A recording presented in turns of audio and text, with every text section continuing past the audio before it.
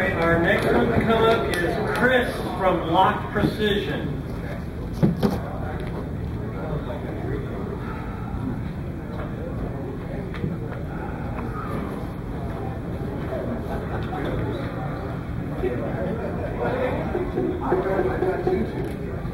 Hello.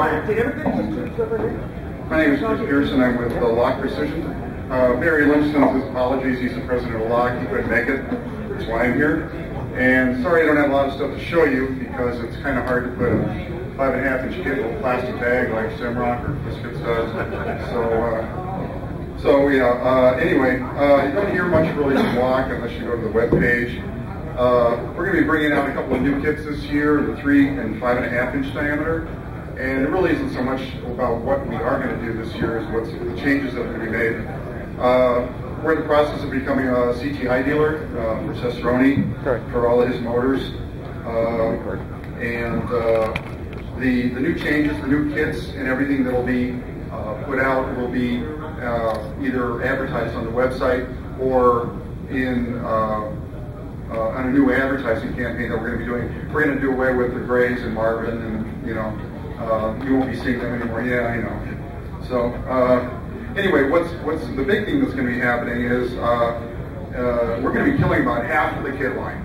All right. If you're a big fan of the cluster kits and you like to build them and you want to build some more, buy them now because they're all going to go bye-bye. A lot of people make comments to me in the past that a lot of the Lock kits, the Lock kit line seems to be a little long in the tooth, Pretty much everything that has been in the Lock catalog has been there from day number 1. And we're finally beginning to realize that. And so, and back in the old days, 25, 30 years ago, we only had 24 and 29 millimeter motors. So we tended to cluster a lot of them together. And hence that's where the original Lock kit line came from. A lot of people don't know that the 29SS kit, which has 4 29 millimeter motor mounts, was meant for Silver Streak motors. Well, how many here have actually flown Silver Streak motors? Okay. Well, a few of so anything with a cluster is going to go, and things like the heavy duty, which is a relatively large kit, will probably be made into a single engine kit.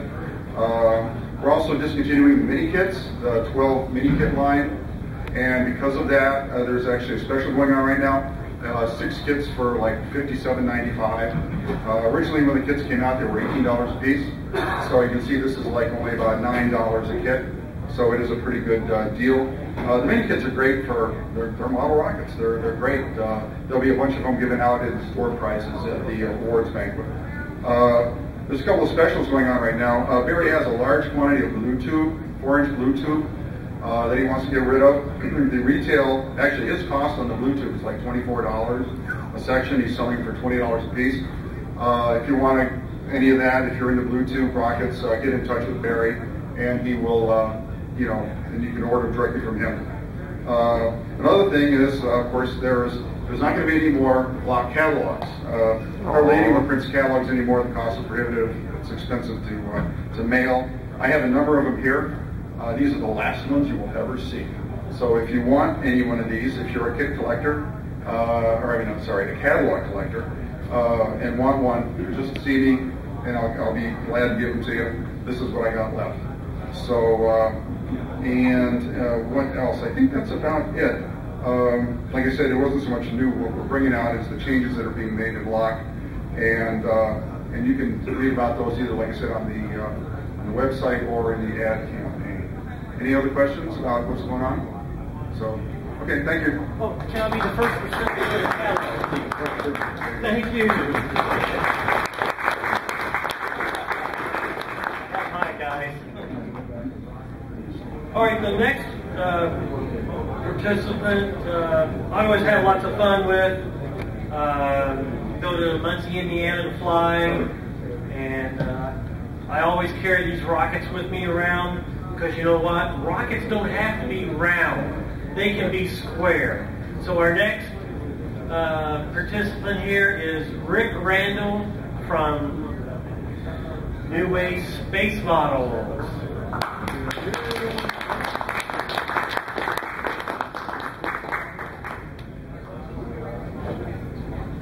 Hi, I'm Rick Randall from New Way Space Models. This is my first time doing this, so I'm probably more nervous than everybody else.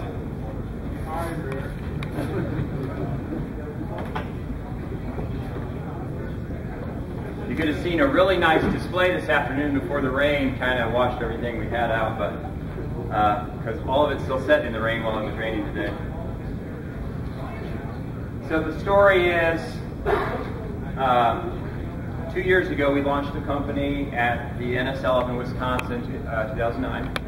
And 2 years before that, my son was doing a science fair project, and it was how the shape of a parachute affects the descent of a rocket.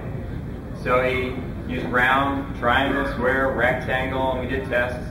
And that led to the conversation of, hey, how come nobody has done, different shaped rockets? Well, we know Stellar Dimensions did square rockets with laser cut, boards. But just a standard cardboard tube, balsa nose cone rocket, what's square? Well, now, a couple years into it, I know why no one had done it. It's because it's very difficult. And round tubes are easy to come by, square a little bit more difficult to come by. So we actually had tubes manufactured that are square before we even knew if it would work. And then we tried it and it worked. So in 2009 when we started, we'd only made a couple hundred kits. I sold out of those, and so we're now in the second iteration of tubing. It's a little bit lighter, and we've done a couple other changes. So if none of you have seen or know about, we have some rockets that echo many things.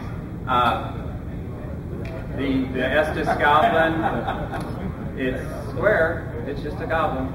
But the thing that lends itself so well to that is that our tubes are 1.33 wide, and the BT55 is 1.325, so it's almost the same.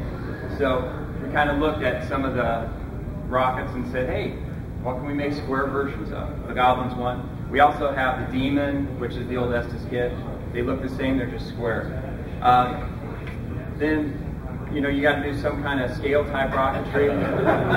So the Night Smoke, again, just the square version of it.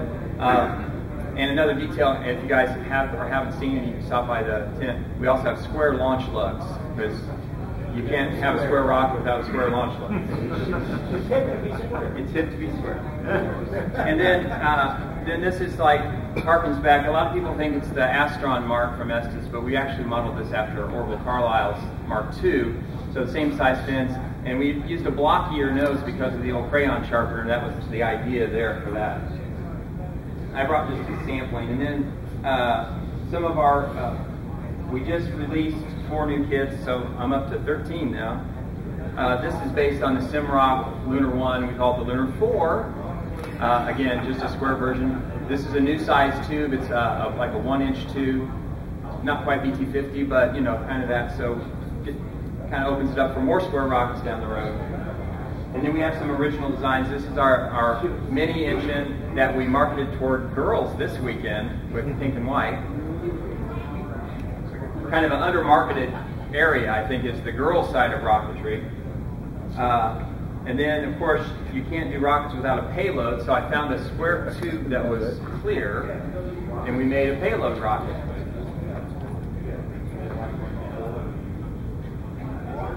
This was our first design, just a square one, and we offset the fins. If you can see, they're off to the side, simply because we can. Harder to do on a round rocket. I bought one of those from you when you at the National Sport Launch. Built it, flies fine. This is our 2-stager.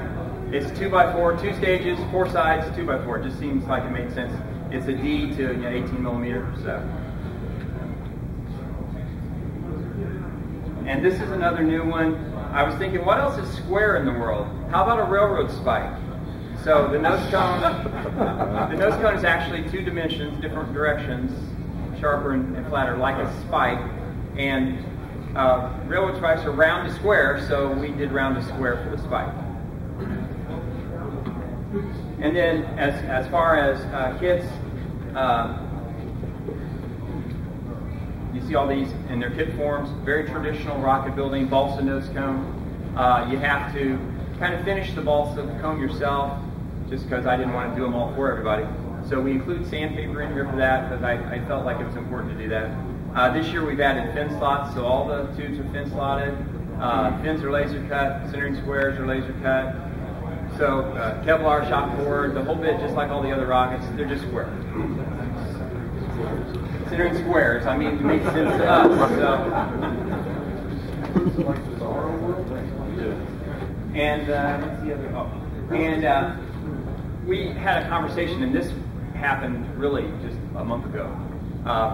Squirrelworks Rocketry has a great little kit called Pie in the Sky. If you guys haven't seen it, it's just a round disc with an engine tube. It's got a pizza pie decal on the top. And so we're having a conversation about that rocket because we have one. Well, if you had a square version of that, what would it be? It'd be a square in the air. So we have our version. It's a plywood square with an engine tube. It flies up. We've got a decal on it that says "Dare to be Square." And they work. I mean, it's tumble recovery. They shoot up, tumble down. It's really cool. And $5, and we got a zillion of them. So that's about it. We're just trying to have fun with rockets, doing something different. Would your parachute square too? They are not. The mini rocket does have an actual square parachute. Some of the kits have a square pattern on the plastic, so that's as close as we can get, I guess. Any other questions? Hexagonal tubes? Octagonal? Triangular? Pentagonal? They won't make triangle because we asked. They do make octangle tubing already. I've got a sample of those. Ooh. But then you start getting into nose cone problems. So we'll work with it. yeah, and then you get closer around. So and we're working on some other. I mean, it's like all of you right now are thinking, square rockets. What could you do with square? Oh, wait a minute. Hey, every building in a city is square. Yes, we've thought about it. We've got a whole list of buildings, and maybe some down the road we're going to do a city series of buildings. So nice.